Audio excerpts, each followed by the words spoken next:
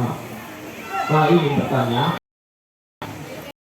masalahnya apa sehingga Aprilia mengambil judul pemanfaatan daun kelor sebagai pupuk organik cair. Baik, saya menjawab pertanyaannya. Di dalam lingkungan sekitar kita banyak daun kelor yang kurang dimanfaatkan. Biasanya, terutama zaman sekarang ini, banyak masyarakat yang menginginkan sesuatu dengan cara instan tanpa memikirkan bahaya bagi manusia, hewan, tumbuhan, dan lingkungan sekitarnya. Jadi saya mengambil daun kelor ini untuk dijadikan sebagai pupuk organik cair karena pembuatannya ini mudah dan praktis. Ya, terima kasih. Oke, baik. Coba digambarkan proses pembuatannya, digambarkan secara garis besar sudah. Dalam proses pembuatannya saya membutuhkan alat dan bahannya. Bahan yang saya gunakan di sini misalnya gula pasir, air beras, dan juga daun kelor sendiri. Nah, dari ketiga bahan ini di blender atau ditumbuk menggunakan suk. Terus itu dari ketiga bahan ini dicampur dengan air sebanyak 2 liter. Kemudian diaduk sampai merata, lalu dilakukan fermentasi selama 7 hari atau 1 minggu. Terima kasih. Oke, baik. Sekarang Pak mau tanya, kira-kira fungsi gula pasir ini untuk apa dalam membuat pupuk ini? Gula pasir sendiri berfungsi sebagai pengurai bakteri. Karena mikroorganisme ini sendiri mempunyai 3 bahan utama, yaitu karbohidrat, glukosa, dan bakteri. Nah, ada glukosa ini sebagai pengurai, yaitu gula pasirnya. Terima kasih. Oke, baik, terima kasih. Oke. Selanjutnya dilanjutkan kepada peserta lainnya. Masih ada pertanyaan? Oh, sudah pas. Pak Kursim, Ibu Yasinta pas ya? Semua peserta pas. Pak Kursim, oke. Pas semua ini nih. Oke. Oh, oke, siap. Jadi begini ya. Kita diberikan kesempatan semua tulisan kamu kami baca. Hasil penelitian tetap kami hargai dan kami akan pelajari. Tetapi untuk saat ini kami hanya buat beberapa pertanyaan. Bisa saja itu pertanyaan tematik bagaimana kalimat saya jelaskan. Saya mulai dari Maria Odolia Piscita. Oke, Pika ya. Ini penelitian berkaitan dengan usaha pedagang kue. Ini kalau saya coba lihat judulnya ini, kalau saya maknai bisa jadi 2 judul ini, ya kan? Judulnya demikian, usaha pedagang kue dalam meningkatkan daya beli masyarakat.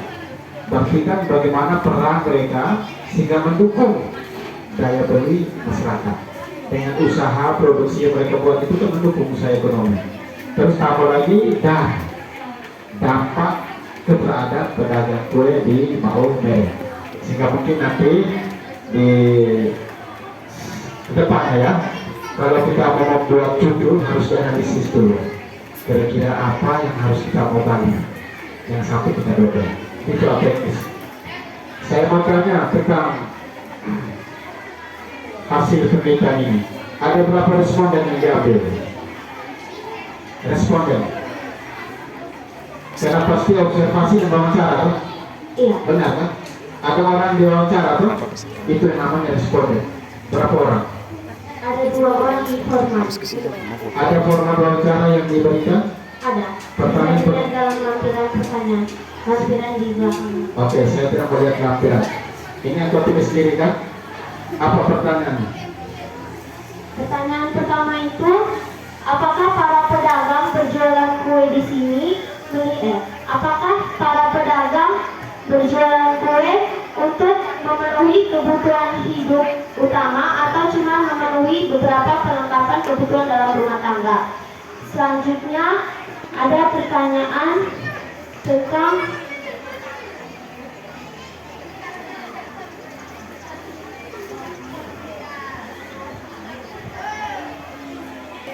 pedagang berjualan kue di Pasar Alok. Oke.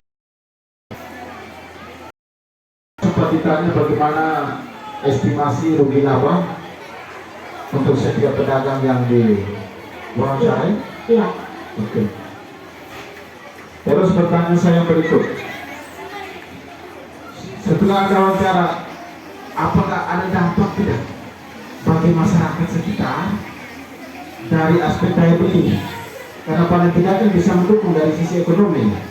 Jadi kalau kita jual, paling tidak hasil jualan kita itu berdampak kepada orang lain. Ada tidak itu? Bisa dijelaskan? Kalau untuk hasil berjualan kita berdampak pada masyarakat lain tidak ada, tetapi kalau hasil jualan kita bisa berguna untuk masyarakat lain, itu dilihat dari harga penjualannya. Apakah itu tidak merugikan para pembeli? Seperti itu. Berarti sebenarnya kalau saya ikuti yang 3 teliti itu sebenarnya, kalau yang sesuai dijelaskan ya, bahwa bagaimana usaha pedagang untuk memenuhi kebutuhan ekonomi rumah tangga sebenarnya. Sesuai yang dijelaskan toh. Tetapi kalau kita ini menjual sesuatu, meningkatkan daya beli masyarakat, paling tidak ada dampak kan? Kita menjual sesuatu pasti ada dampaknya kepada orang lain. Dampak dari sisi ekonomi. Ketika ini kan orang BSIPS juga, kan begitu. Oke, terima kasih, itu saja pertanyaan. Terima kasih atas penjelasannya. Cukup. Judulnya hampir sama, tapi punya bahannya berbeda. Untuk Clara Septiani Dosi Muda dengan judul pemanfaatan tembakau pada rokok sebagai pestisida organik dengan pemanfaatan ampas kopi sebagai pupuk organik padat oleh Clarita Cynthia.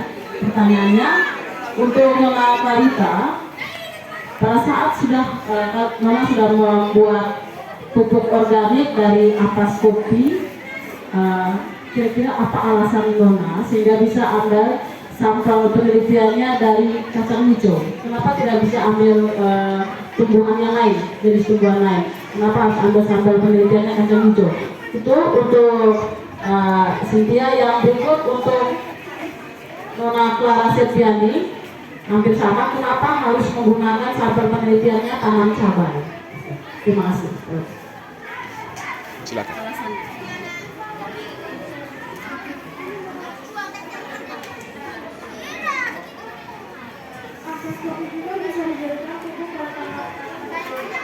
Salah satunya seperti Alfred atau yang menjadi penelitian saya ini adalah kacang hijau.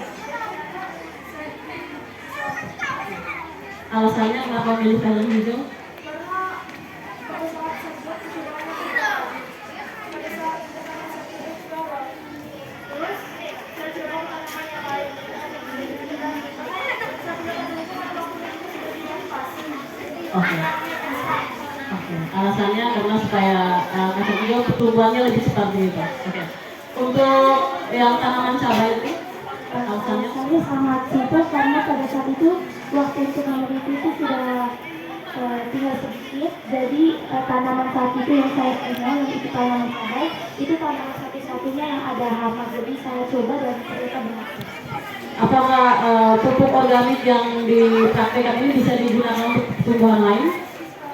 Sepertinya bisa, karena itu hari saya coba tanya-tanya di para petani-petani keluarga saya, katanya zat yang ada di tembakau itu bisa membasmi hama pada tanah. Oke, nanti pada saat ke depan mungkin bisa dipraktekkan sendiri ya ke tumbuhan yang lain. Baik, terima kasih. Untuk pertanyaan berikut, Ibu mau tanya ke Daniela Aventina Deo dengan judul pemanfaatan kulit pisang sebagai masker wajah. Di sini di hasil dan pembahasan itu tertulis kulit berjerawat itu bisa menggunakan masker kulit pisang, tetapi butuh beberapa hari sampai jerawatnya bisa hilang. Kira-kira zat yang dalam kulit pisang itu yang bisa menghilangkan jerawat itu apa? Zat yang terkandung dalam kulit pisang. Yang dalam kulit pisang itu ada antioksidan berupa lutein yang berfungsi untuk mengurangi pembengkakan dan juga peradangan. Tapi itu ada zat anti jamur berfungsi untuk menghambat dan masuknya bakteri penyebab jerawat. Habis itu ada antiseptik juga yang berfungsi untuk membunuh kuman dan bakteri penyebab jerawat dan juga gejala kulit. Baik, terima kasih. Pertanyaan terakhir untuk Umbu.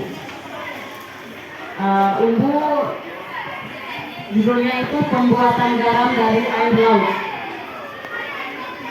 You know? Di sini alasan air laut militer dipanaskan api. Kira-kira apa yang menjadi alasan Umbu sehingga pemanasan air laut itu menggunakan api tapi tidak menggunakan matahari, panasnya matahari? Baik, saya ambil dari pertanyaan Ibu Yasita.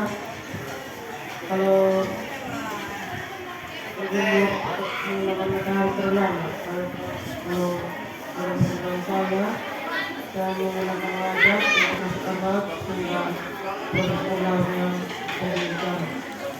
Baik, hasil dari garam yang dipanaskan itu garam biji atau garam yang sudah kayak garam halus begitu, hasil cobanya? Garam yang hasil saya masukkan sudah halus. Sebelum dia halus itu dia pertama itu dia sudah kering kalau wadah sudah dipanaskan. Setelah dipanaskan itu dikeruk. Setelah dikeruk ambil piring untuk disiapkan. Habis itu saya hiasi setelah halus bisa menjadi garam halus. Baik, terima kasih. Sekian dari saya, Pak Carlos.